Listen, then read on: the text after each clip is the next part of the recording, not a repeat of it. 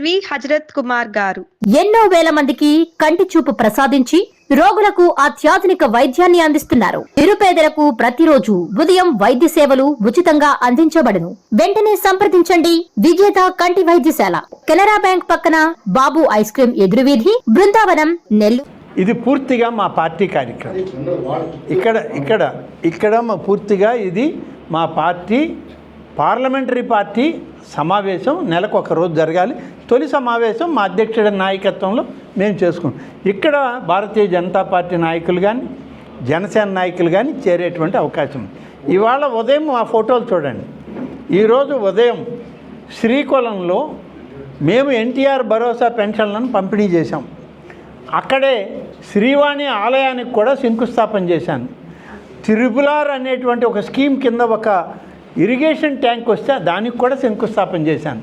అక్కడ బీజేపీ, జనసేన, తెలుగుదేశంతో పాటు నేను కూడా ఉండి 3 పార్టీల కలయికతో ఎన్డీఏ కార్యక్రమం అని చెప్పి నేనే చెప్పి అందరినీ కలుపుకొని చేస్తున్నాను.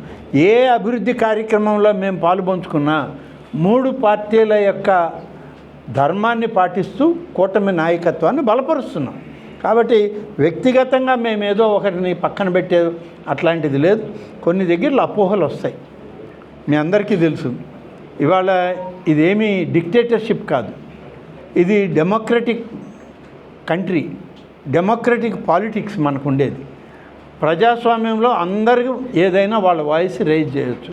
కొన్ని దగ్గరలో ఇష్టపడతారు, కొన్ని దగ్గరలో ఇష్టపడరు.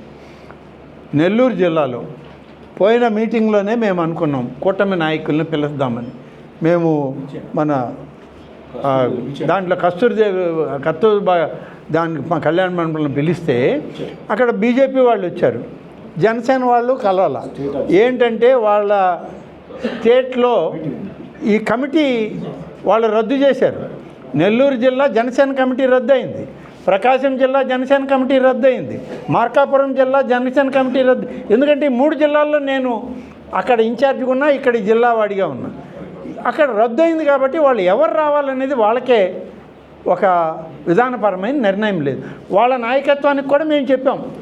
మా పార్టీ అధ్యక్షుడు, రాష్ట్ర అధ్యక్షుడు పల్లా శ్రీనివాసరావు ఫోన్ చేసి ఇట్లా జిల్లాల మీటింగులు జరుగుతున్నాయి, మీ పార్టీ నుంచి ఎవరిని పంపిస్తారు, ఇప్పుడు కమిటీలు లేవు కదా అంటే మేము పేర్లు సూచిస్తామన్నారు. కానీ ఆ సూచించడం వాళ్ళకి స్టేట్ పార్టీ మీటింగ్ జరుగుతున్నది కాబట్టి వాళ్ళు అది డిలే అయింది. మేము షెడ్యూల్ ప్రకారం బీజేపీ నాయకులను కలుపుకొని చేశాం. రేపు ఇంకో రోజు వాళ్ళు కొత్తగా ఇప్పుడు వాళ్ళు 3 మెన్ కమిటీయో 5 మెన్ కమిటీయో వేశారు జనసేన వాళ్ళు ఆ కమిటీ వాళ్ళు జిల్లా కమిటీలని నిర్ధారిస్తారు, నియోజకవర్గ కమిటీలను కూడా ఏర్పాటు చేస్తారు. వాళ్ళందరినీ కలుపుకొని మేము ఎన్డీఏ కూటమి నాయకత్వాన్ని బలపరుచుకుంటాం మా నియోజకవర్గాల్లో, ఈ జిల్లాలో.